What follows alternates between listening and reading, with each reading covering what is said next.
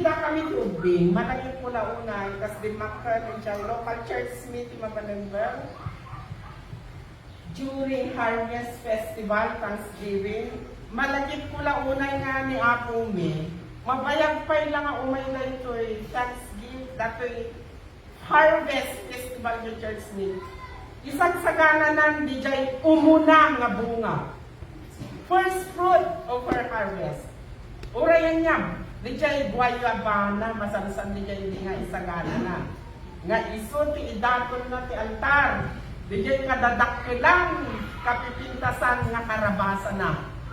Iso ti idaton na, DJ nga nula dumakahan na nga hanga nula dumalaon. Kanayong hindi nga ipagin na kada mother mi kinanili nga dingdingin da DJ umuna nga buong pati karabasa na takayat na nga isot ti maidaton dito'y altar kasagragrag po tayo kakabsat nga aglakam kadagiti bendisyon ti apit kadagiti apit tayo nga intad ti Apo amirisan tayo kumakasalalan nila ti altar nga amin dagitoy kanay imas nga makantang bendisyon nagkapo amin ti Apo tayo anamatso. Kasagligak iti init kada isapa kakabsat. Ibiyag tayo ang Kristiyano rumbeng ko mga dijay. Aglalo tatakir kwa niya dijay. Nakamulo nagpas kayo nga nagkapas. Nagpason dijay panagaapit. Ngam uray ko man kasatno iti kinabisi. Bijay kinaado iti sangon tayo kas agbibiyag tayo mga Kristiyano rumbang nga mangi bati wino mangi-allocate tayo iti oras to practice silent time with the Lord because practicing times of silence before the Lord is vital in the life for us Christians. Importante lang una hindi nga at silent moment tayo with our Lord. Iti kumainal daw andaw, oras na nga oras. Aglalo tatataglakam tayo manin, iti apit na. Tadi dyan namin kakabsat ti kanito, ti naulimag nga panagbaydayaw, oray. Sabino ti ayanyo, jay malayuman. Iso di jay ti pakarik na, antay iso da di jay kinasantuan nga oras. Nga umay kada tayo ti Espiritu Santo. Gatikan na tayo iti bijay nga pananggay. Iti panangisuro, panangiwanwan. Importante la una bijay a silent moment with your Lord. Iti nauliman nga kanito, ti panangisao ti Apo, anda diyan devotion iti masapa. Sakbay nga bumangon. Iti man may isang minuto kakabsat, awisan kay man, nga agtamad, oray pagbiit laang. Iti naulimad nga panagkararap. Katalaan tayo dati nga segundo, minuto nga agyaman iti Diyos. Kada iti banbanag nga sa antay nga dinamat kanya na. Kat impalangkab na ano tayo. Kan tayo ni mambagi tayo ni naulimag nga panagkararan oray nga nunang nga minuto.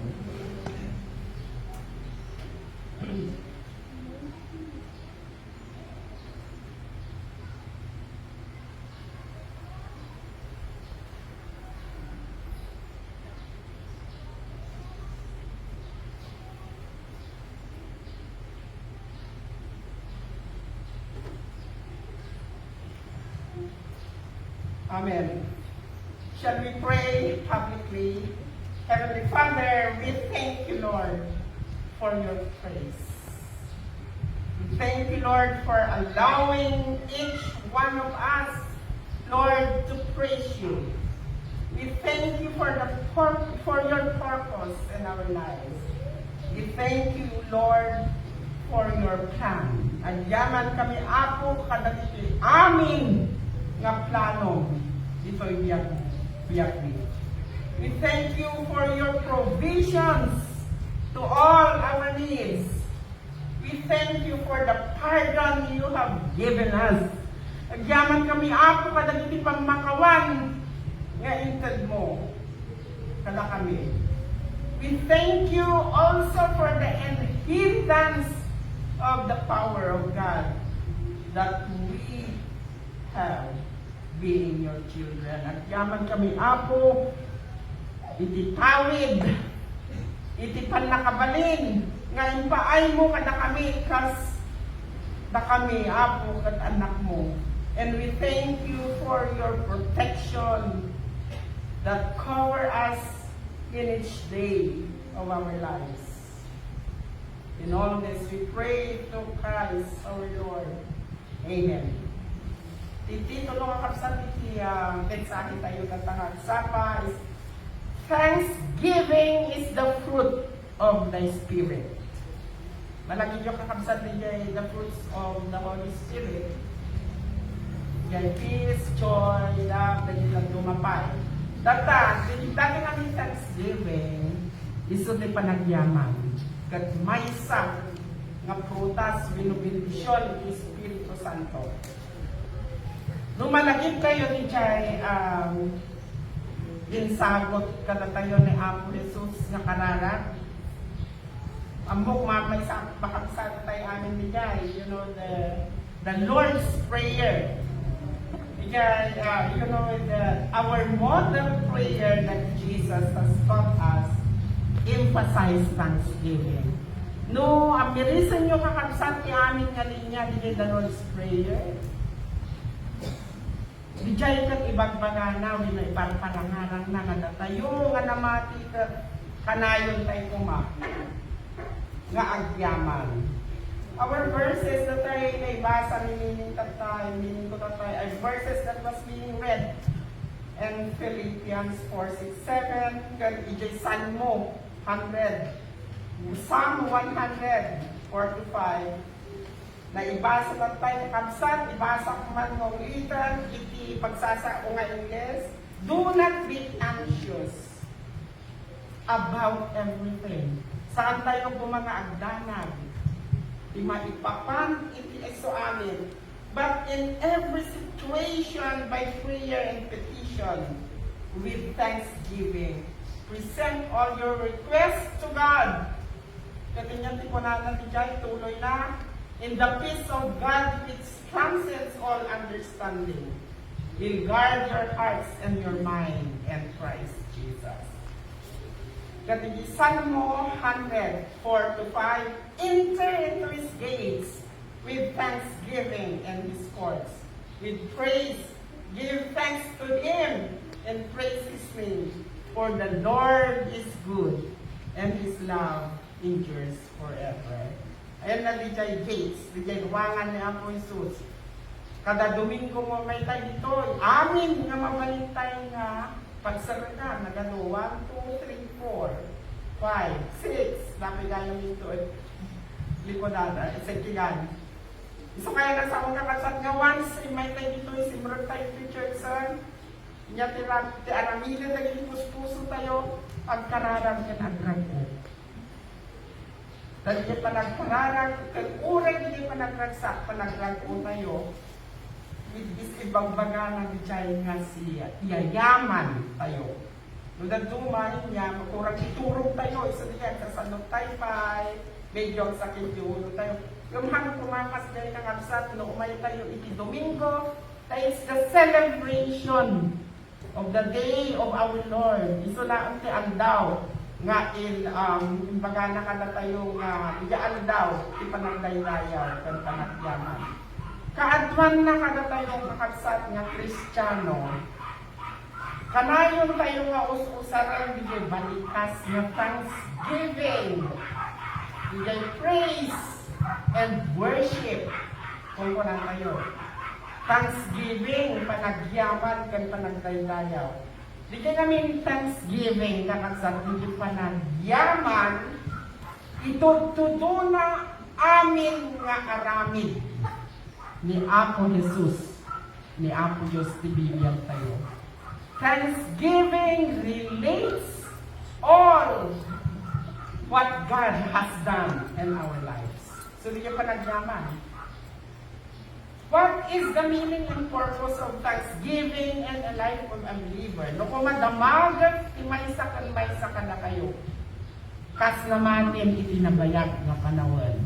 Uray nagitay pa'y nga namati, anya iti kaipapanan. Kinpagka iti sao nga thanksgiving. Wino panagdaydayaw, iti biyagyo. Siguro ato ti andaan iti lima wino nasurukpay nga 10 nga rason nga definasyon. Ino basaan tayo kakabsat di Biblia.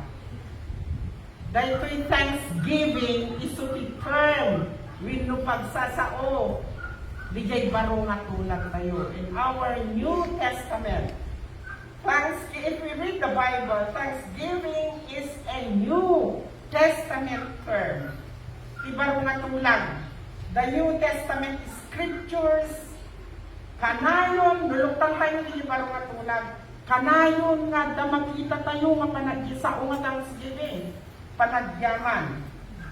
Dati nga din panagyaman kakabsat can be done in one's heart and in private. Mabalin nga uray tagda kayo si uulimot kay nga daydayaw. Winuhaan uray awan makakikita ka na kayo.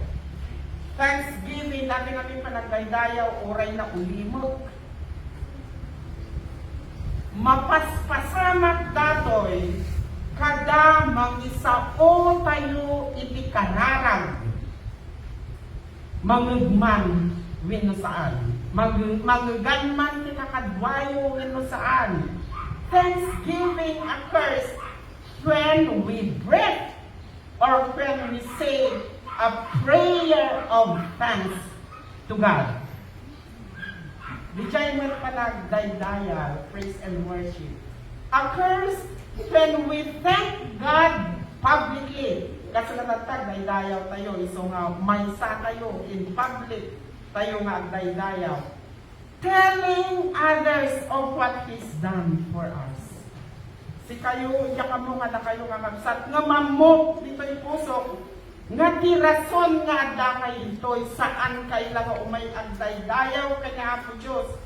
No dikat panangibagayo ti presensyayo ket panangipakitayo panangibagayo kadagiti pinakadwayo nga namati nga siya mamati at ti Diyos iso nga umaya nga agdaydayaw. In the Old Testament kidaan nga tulag diyay kultura kidaan nga tulag the word used in place of thanks was praise.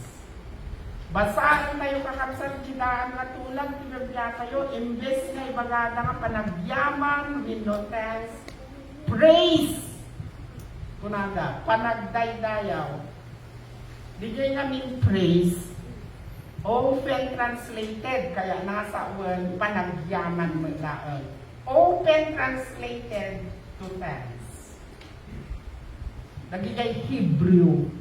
Hindi tayo kakadwa tayo nga namati nag-i-Hebrew. Iso nga at dadatay, panamingato tayo, iima tayo, nagdaydayaw tayo, panagkararang takas jay nga kadsat, itimay sa ngawagas. Dagiti Hebrew, no magdadati panagyaman, gan panagdaydayaw, kinapo, Apo Jesus, wina Apo Diyos. So for us being Christian believers, it is good for us to know. Iso kay kagbagak na ito, oray mo kuntan tayo ti oras. Ngamin, importante lang unay ka na tayo nga kakabsat, na tayo nga namati. It is good for us to know the lengguahe, the language of our Bible. Ngamin di lengguahe, ti Biblia tayo, rumbe nga amuan tayo, tadayta iti mangtod, iti nakunpunod nga pagmati tayo. Tatay jay barungan ulang di Greco ka. Hindi jay word thanks is the word of charis. Mga tayo nila sa ungang charismatic. Isa pinagapuan na bigay. Because this is the root word from the charismatic. Tapos lang kumain niya religion na dahil ka charismatic. Si jay kakapsat iti maysa nga kaya